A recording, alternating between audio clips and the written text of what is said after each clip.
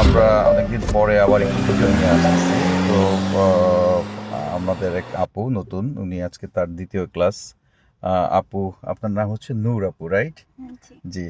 তো আপু গতকালকে তার একটা ক্লাস ছিল তো গতকাল উনি ক্লাস করেছেন। তো একেবারে আমাদের যে নিয়ম মাফিক আমরা থিওরিক্যাল ক্লাস করেছি। তো আজকে আপু হচ্ছে সেকেন্ড ক্লাস করতে যাচ্ছেন। তো আপু এই প্রথমে এটা হচ্ছে স্টার্ট আছে, আপনি যদি একবার বিগিনিং থেকে দিতে চান তাহলে এটা অফ করেন, এটা একটু প্রেস করেন।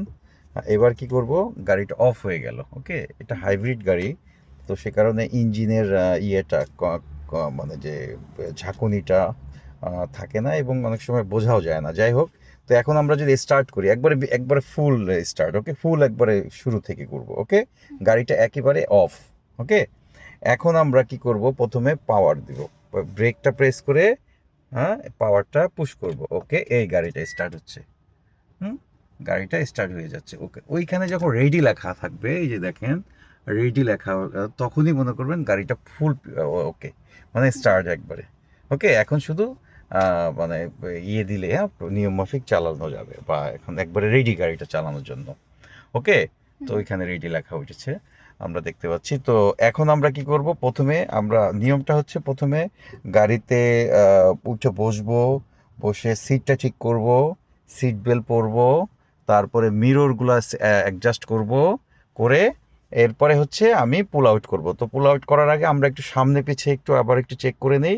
তাহলে প্রথমে ড্রাইভে দেন, ড্রাইভে দিয়ে একটু সামনে যান। হুম,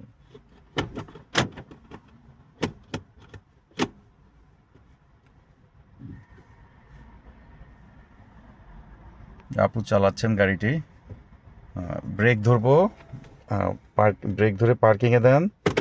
ওকে, রিভার্স করেন। ওকে, এবার হচ্ছে রিভার্সে যান, পেছনে দেখে দেখে।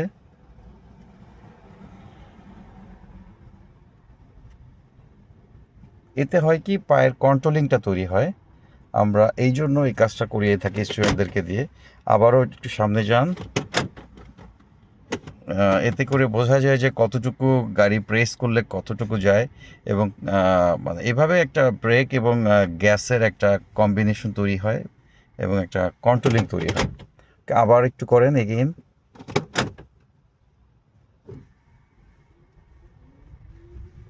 আস্তে আস্তে বিস্লো।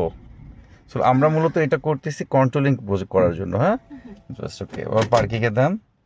হ্যাঁ, ওকে, আমরা, হ্যাঁ, ওকে, আবার একটু ড্রাইভে দেন। তো আমরা একটু আপুর বিগিনিংটা আজকে ভিডিও করলাম। ইনশাল্লাহ আমরা আপু যখন এক্সপার্ট হয়ে যাবে সে ভিডিওটাও দিব। আপনারা ইনশাল্লাহ আপুর জন্য দোয়া করবেন। সবাই ভালো থাকবেন, ইনশাল্লাহ।